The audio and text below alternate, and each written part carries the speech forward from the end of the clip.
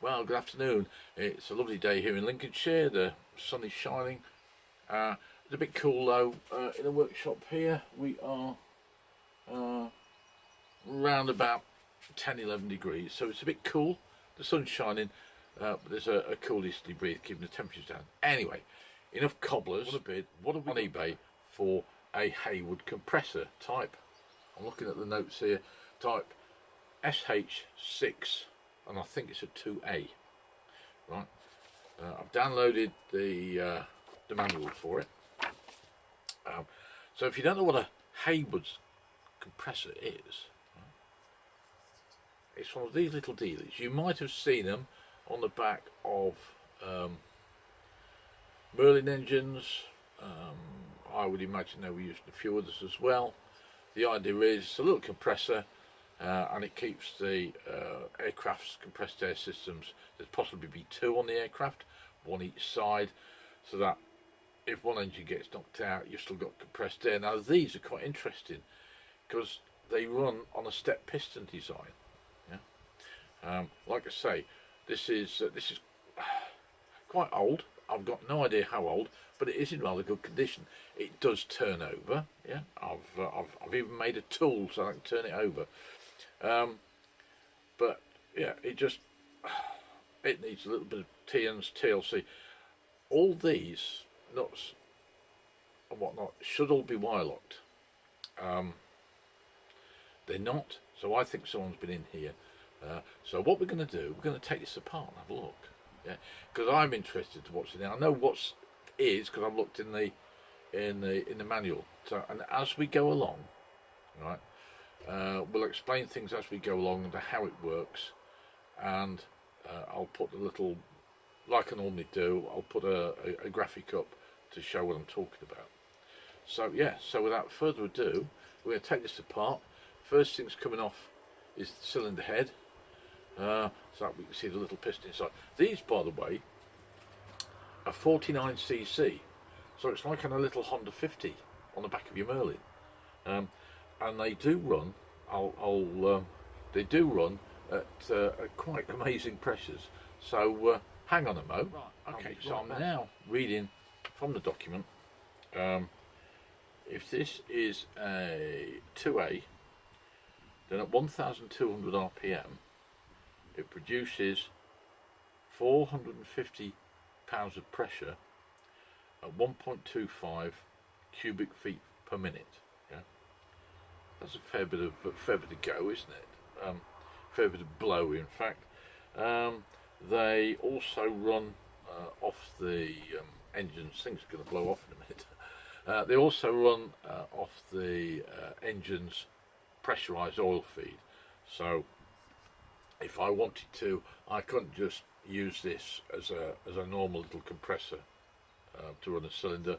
I'd have to rig up some kind of pressurized oil supply, but it does have an oil supply in, and the drain is either naturally through these holes into the would be the cam chest, or these drain points at the bottom.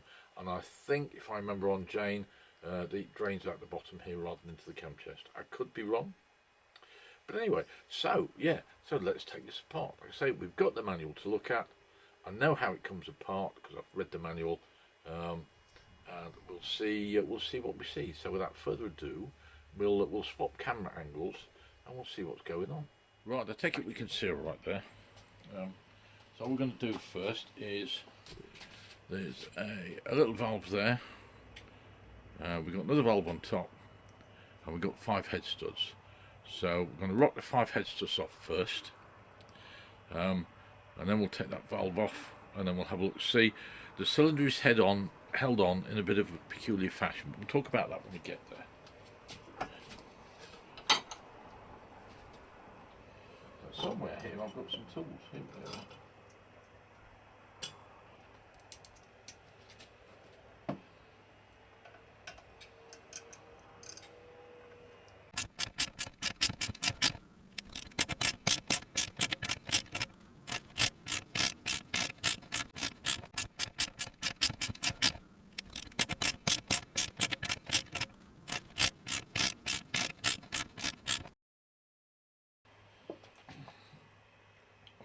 cylinder head off.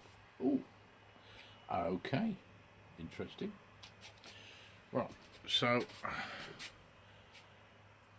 there's the valve, the inlet valve, yeah, and it opens here because it's a suction, yeah. As you can see, the casting is a little rough in places, but yeah, hey ho, it is what it is. Obviously made loads of them. Now the head gasket appears to be, well, according to the book, it's meant to be lead wire, which I suppose makes sense, because we're not getting all that hot. We've not got any combustion going in there, so yeah, that kind of. Right, I'll have to see if I've got something the right size. We'll hang on to that. Right, so if I take this out of here.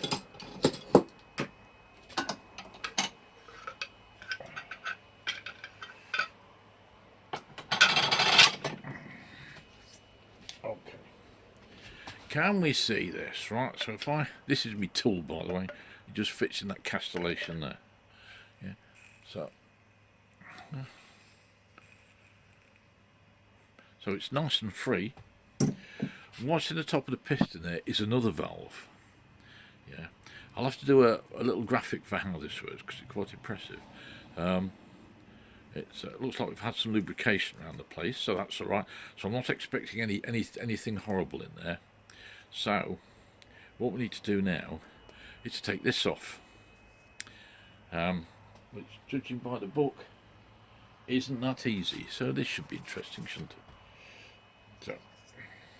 So I now need to, this collar here, that should be a tab washer, and it's broken off. So I'll have to make another one of those, I think. Possibly won't be out of brass, possibly be out of some thin steel. But the barrel is spigoted into the crankcases, and it's held in place to stop it rotating, because you can move the outlet, if you like, where you want on the aircraft. You'll see once we've undone this ring, yeah, and we've loosened these two top bolts off, this should actually be able to rotate. So without further ado, we'll do that now.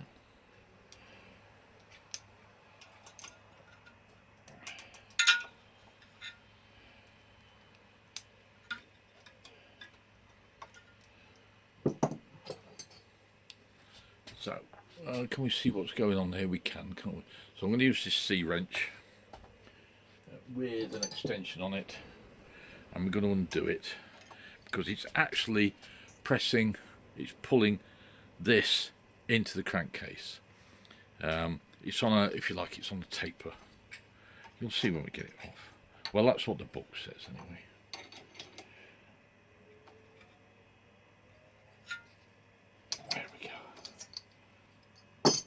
There we go. Ooh. So you can see now we've loosened that collar. Yeah. So you could have your, because that's your outlet, you could have your outlet anywhere, pointing anywhere, because the engine's going to be here. Yeah. So this is the back of the engine.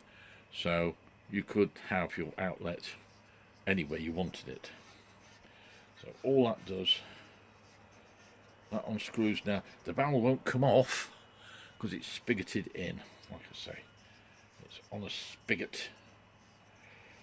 Those of you who watch Derek and Clive, Mr. Spigot. Yes. Anyway, I digress. See, you can see this collar. Right. It's on a thread that's actually on the barrel. So we're going to undo 1, 2, 3, 4, 5 now. 1, 2. These are, I don't know how tight these are supposed to be. They do feel, not as tight as I would have expected.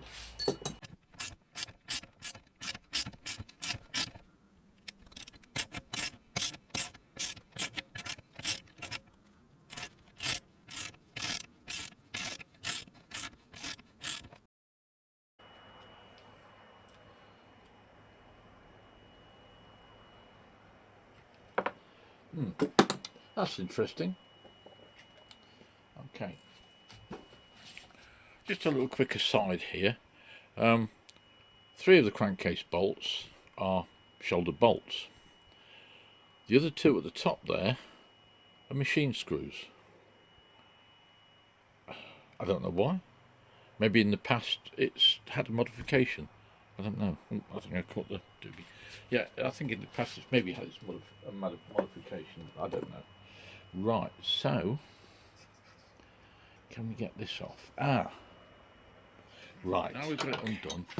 I think this is a crankcase with a bearing in it. I think, according to the book, this is in a bush, as you can see. So I've got to separate these 2 now. So I'll need where's my little hammer? There we go. Need my little hammer, and we'll do a little bit of tapping. You can see this, can't you? Oh, that was easy, wasn't it? So that one comes off. Oh, that's got plenty of oil in it. That's rather good. Okay, so you can see here that groove there. Right, it's where the barrel has. Pop that down. It's where the barrel. You can see the spigot on the barrel there. Yeah. So I don't think this is going to. If there's a bull race in there, so I don't think I'll take it much further, but we will. Let's have a look.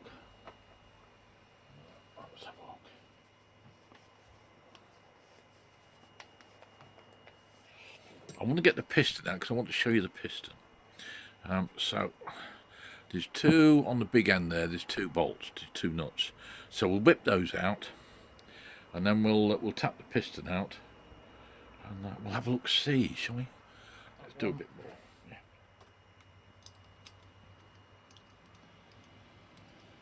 So how tight are these going to be? Oh, well, that one's not very tight. Then again, they're only little. They're only what are these? 5/16 AF. So what's that? 2BA, something like that. Not very big at all. Oh. Right. So. Yeah.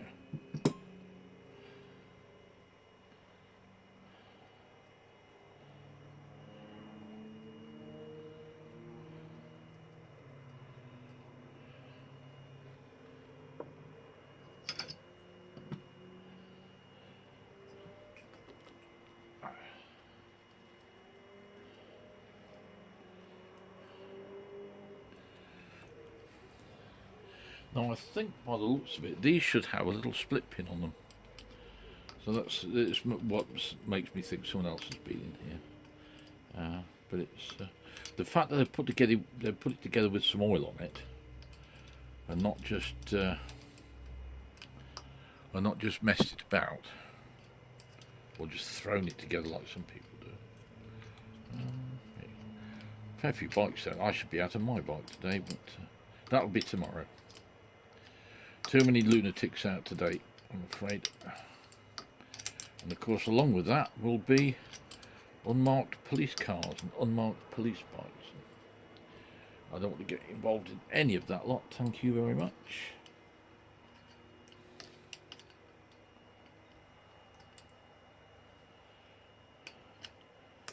Been there on a Sunday before, and it just put a bit of a crimp on your day if you're not paying attention.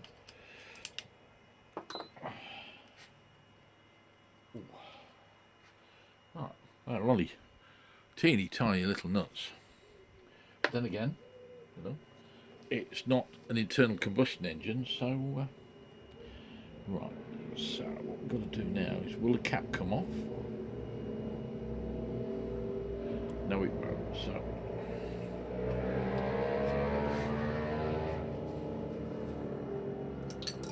noisy Herberts. So I'll take my copper drift.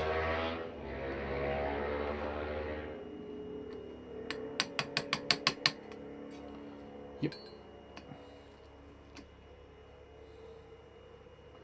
And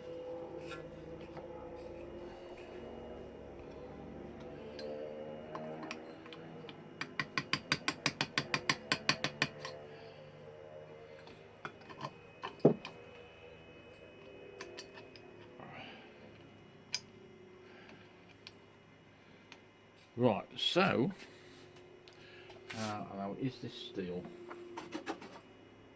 Yeah. Okay, so that's steel. So what we've got is that you might not be able to see. Let me just clean this up. But this is one of the big end bearings, yeah, and it's a steel rod, but you might just be able to see there's a very fine coating. So it's been coated with Babbitt or something similar. So we're not running steel on steel. It doesn't look like it's a shell bearing, although it could be. But anyway, I'm not going to disturb it. The conrod sides are marked, so it'll go back the way it came off, as it were. So what we've got to do now is get the conrod out. Okay, so what we're going to do, let me just bring you back down again. Okay, so here we are. You can't see down there because it's a dark hole, but what I'm going to do is I'm going to use this on the edge, because there's a nice copper drift on the edge of the maybe if I can get in there.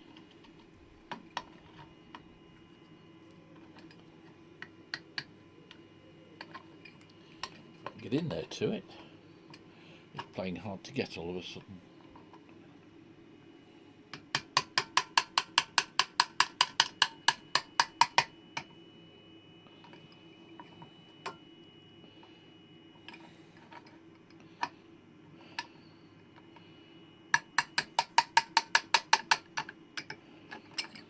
We get somewhere? Yes, we get somewhere now.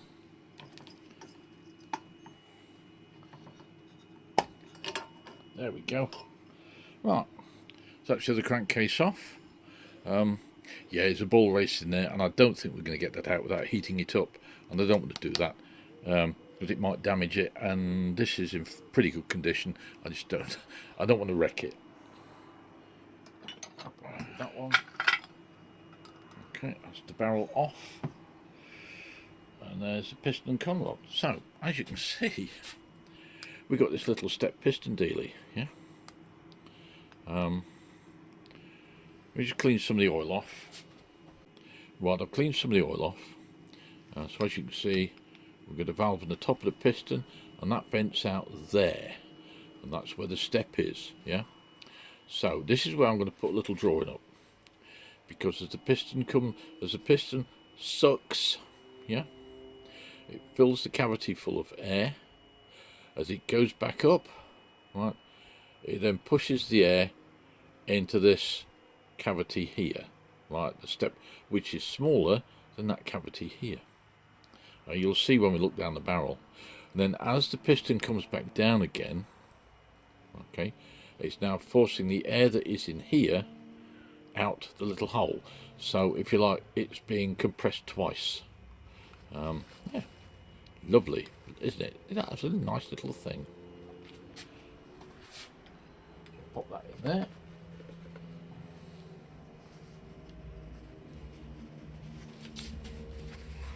Just stick a rag up the barrel just to clean it off, then we can see the step.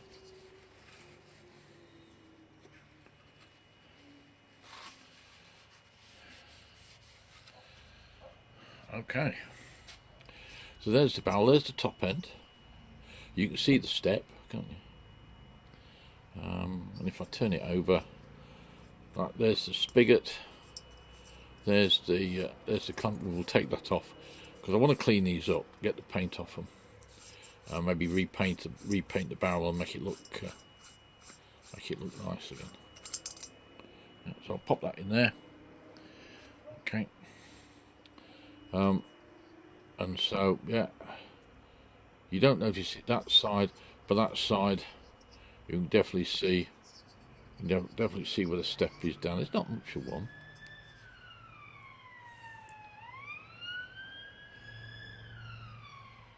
Now either someone's had an off, which I hope they haven't, or he's after someone who's being a bit of an arse.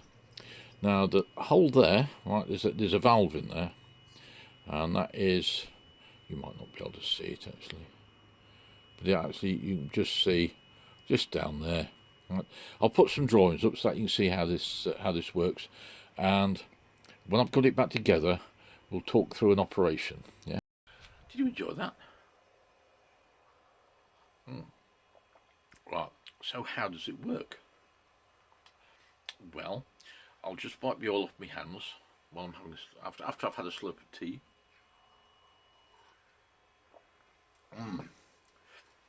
So I'll just wipe the oil off my hands, and I'll go and get the document, because I'll put it over there, because it's blown a little breeze in here. Like I said, the temperature isn't very warm today. So now there are variations on this, as there were with most things, I think, according to the aircraft fit. Now the ones on Jane just have the little inlet valve on the top. Some models had a proper inlet filter. Yeah, Jane's don't. So yeah, so that's a different variant. So yeah, they've, like most things, they varied. And so, right, drawing number 1. Drawing number 2, let me just put this back down. Drawing number 2, okay, this is the interesting bit. This is the interesting bit. Now once again, I'll put a drawing up for this while I'm talking over it. So as we come down, we suck it, because it's a vacuum operated, if you like, what's the word I'm looking for? Valve. You're sucking it in. As you compress it at a certain pressure, it opens this little valve here and squirts it into the cavity that's left with the step. Yeah.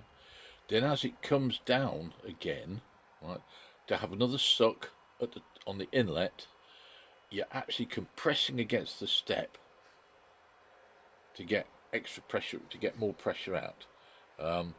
So it says induction, compression first stage, compression second stage. Yeah? So it's 2 stages of compression on this little thing. It's what we're getting here. We're going back. This is old technology, and it works. It works really well. It's complex, yeah. So you've got, I mean, machining a barrel like this will be quite a complex process, because you've got to bore it twice. You've got sort of 2 sets of honing to do. I mean, that's lovely and shiny. This has obviously seen some wear, but there's no steps. It is what it is. It's in very good condition, I think. So yes, so like I say, I hope you enjoyed this. I know it's been a bit of a long one, but that's the way it is. Thank you very much for watching. If you made it this far, well done. I do try not to make them too boring, but sadly, you know, technical stuff does drag on a bit, doesn't it? So yeah, so thank you very much for watching. Please comment, rate, subscribe, the usual stuff, and we'll see you again in the future. Take care now. Bye. I'm going that way.